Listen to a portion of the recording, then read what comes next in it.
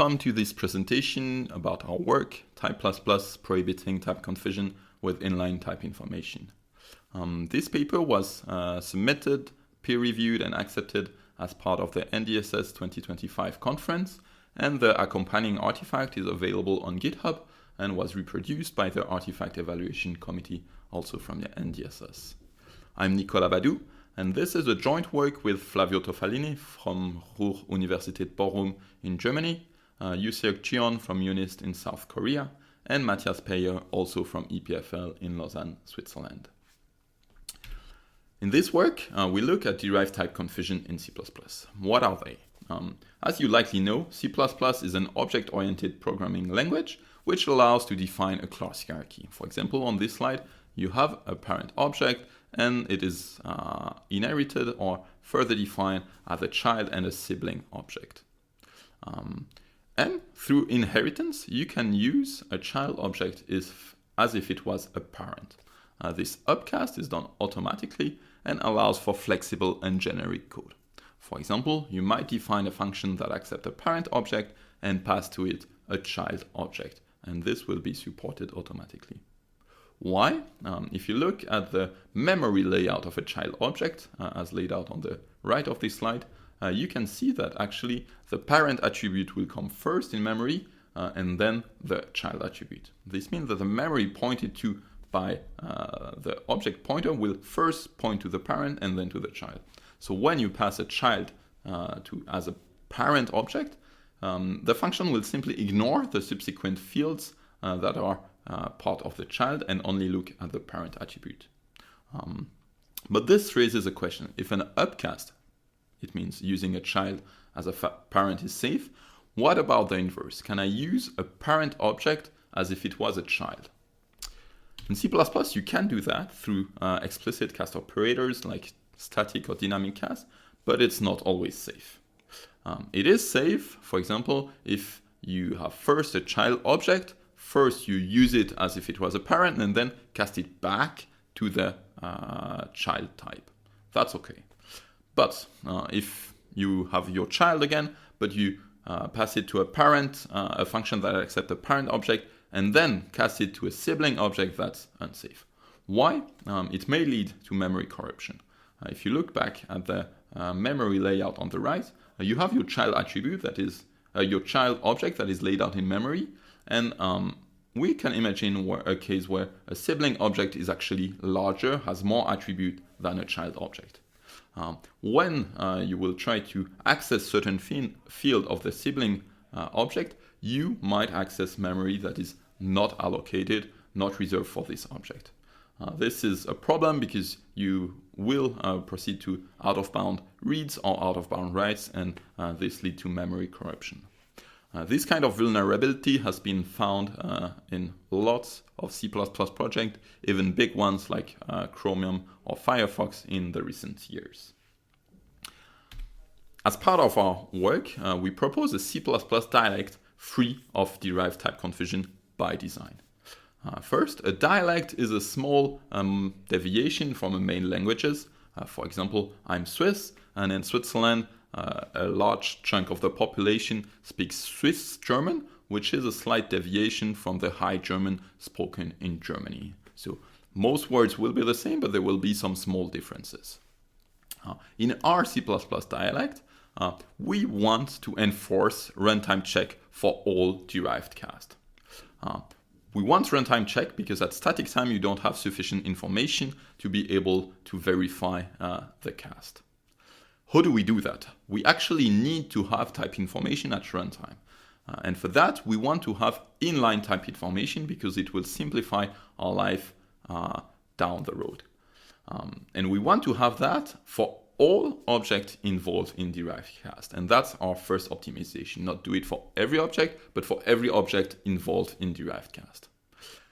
For that, we rely on runtime type information, RTTI, which is already defined as part of the C++ standards, and which is necessary for polymorphic types that need to be able to know which function call to call. We simply extend RTTI to not only polymorphic types, but to every object involved in derived cast. First, it changes the object layout of these classes. I'll come back to that later.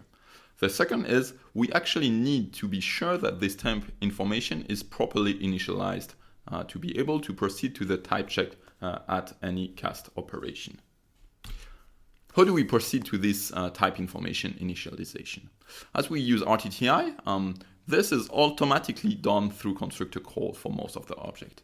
So if you have a constructor, this will be done as part of the constructor automatically. Therefore, we ensure that every classes has a default constructor, and if it's not the case, we transparently define one. Then we want to make sure that this constructor is called. This is automatically the case for object creation through the new keyword, for example, but we need to be careful about the the C-style allocators like malloc, calloc, or realloc. In this case, we do an explicit call to the default constructor that we manually add as part of the compilation. We have a careful handling of calloc and realloc. So for calloc, we make sure to initialize the type information of every object created. And for realloc, we make sure to call the constructor only on the newly allocated memory and not on the one already allocated.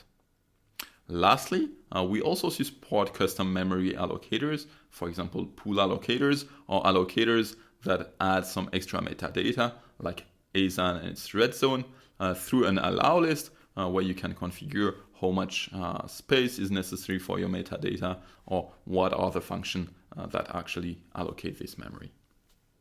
Therefore, after object creation, we are sure that every object actually has the correct type information and will be able to be type checked later on in the program execution. Coming back to the object layout adaptation, as we add type information, this changes the object layout. This makes it incompatible with the C++ API. This is handled in two ways as part of Type++. First, we provide some automatic wrappers and macros. So for an external library, it will expect an object that doesn't have sys type information. Therefore, we have wrappers that remove this type information before passing it to an external library. At best, you will be able to recompile the external library also with Type++ to be sure that it knows, is protected, and expects this type information. Secondly, we have the case where a header was shared between C and C++ code. In this case, we have macros that allows for the C++ code to still have the type information, but for the C code to know that there is an extra field at the start of the object. Then we sadly also have some cases where the code is incompatible and will need to be fixed or adapted. For that, first we provide an analysis warnings that let the developer know about these specific location, have a look at them, maybe adapt them before deploying Type++ on their project. The number of code adaptation necessary are small and are usually in code smell, so code that actually will need to be modernized to adapt the new standard to be more idiomatic. In our evaluation on the spec CPU 2006 and 2017 benchmark, this is less than 0.04% of the line of code. This means that Type++ is a light dialect, not requiring a lot of changes. If you look at the specific incompatible idioms, we list all of them in the paper. But the first one that I want to present here is size of. Size of in C++ returns the size of the object in memory. As you expect, if in this case we instrument X and add type information to it, the result returned by size of will be different in Type++ and in C++.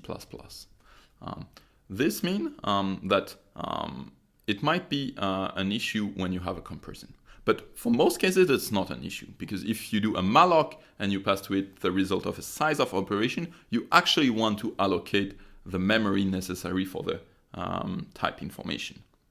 But if you, for example, compare size of with a scalar value, this is problematic because the value that you will have hard-coded in your code will not be the same as the one that will be returned by Type++. Therefore, we warn about this case and let the developer adapt them. This is usually also a code that is not really portable, so it will also be a benefit for the portability of your program. The second idiom I want to present here is what we refer to as implicit placement new. In this code snippet at the bottom, you can see that the developer creates two classes, X and Y, and at a later point in the program, it will use them interchangeably through a reinterpret cast. So the goal of the developer was really to have the exact same layout between X and Y, and to actually use a type confusion all the time to convert between the two. This was problematic for Type++ because since we instrument both X and Y, we add type information to X, that's all fine, but we also add it to Y. But since the allocation of Y is done through a char array, we actually also, as part of the blob object, have the space for type information part of X.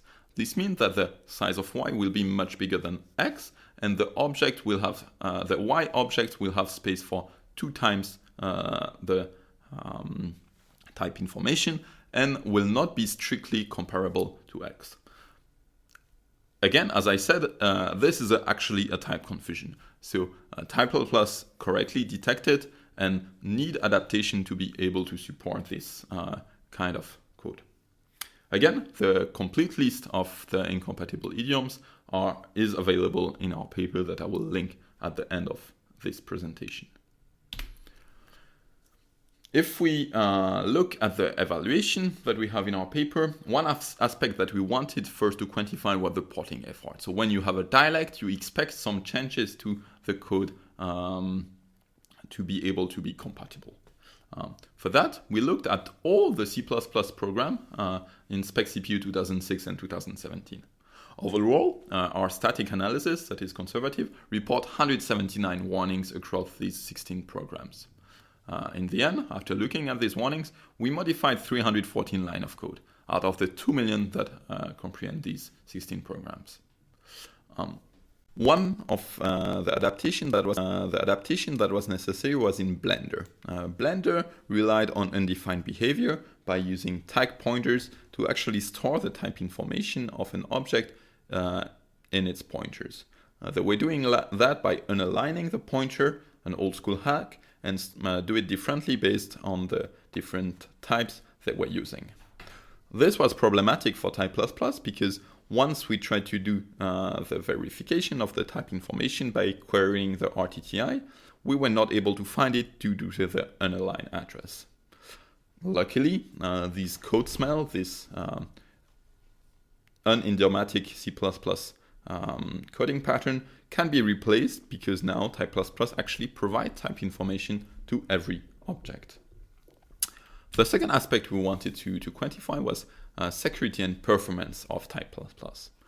First, if we compare it to HexType, state-of-the-art sanitizer for derived type confusion, we see that actually we protect way more casts. So we protect up to 16 times more casts, which in comparison takes much more overhead for HexType. So if you look at the bottom table, you can see that HexType, a sanitizer, has an average overhead of 8%, while we are at around 1.2%. This is much more in line with LLVM CFI mitigation that protect even less casts, but at a much more reasonable overhead of 0.5%. We are slightly higher, 0.94% on average, which is more or less in line with what is acceptable for mitigation. As part of Type++, we also take the chance to protect some unrelated casts because they are already type and we can actually proceed to a verification there. If you look at the maximum overhead of Type++, this is usually because we protect many more casts. So this is usually the program that relies a lot on different cast operators, and this is more or less correlated. But overall, what we can conclude from this study is that doing runtime cast is actually not an issue anymore. It was believed to be really costly, but what we can see is that even with billions of casts, we have reasonable overhead. So today's runtime casts are actually really well optimized. If we look at the security impact, we were able to identify 122 type confusion as part of the spec CPU benchmark. 14 of them were new bugs that we did not have to fix because they were already fixed in the more recent version from than the spec CPU version of the project, usually through either use of dynamic cast, which is safe, or through a proper type hierarchy. So if you look at the code snippet here, they actually made actually inheritance instead of just creating the object as if they were in an inheritance hierarchy instead of a fake one. Lastly, as part of our paper, we present a case study about Chromium. As a single PhD student on this project, tackling this huge, humongous code base, I was not able to make it fully compatible with Type++, but we already ported 92% of the Chromium classes. Quite a few were already polymorphic, and then we ported 92 of the necessary one by looking at 3000 warning. That resulted in 230 line of code changes. Notably, one adaptation was necessary to Protoc, the protobuf compiler that was actually generating C++ code with size of comparison with strict, with a scalar value that was incompatible with Type++.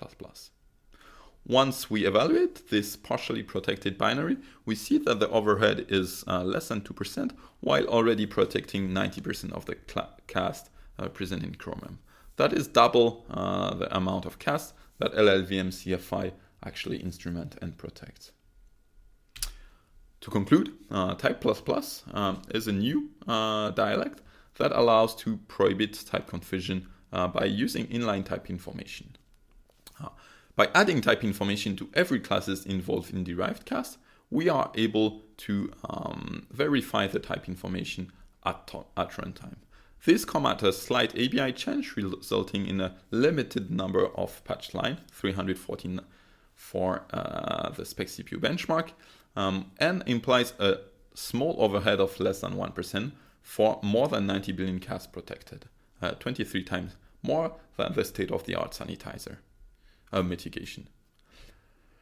Again, we found 14 new type confusion that were missed by previous sanitizer, and we released both our paper and our artifact on GitHub and our website respectively. Thanks for your attention.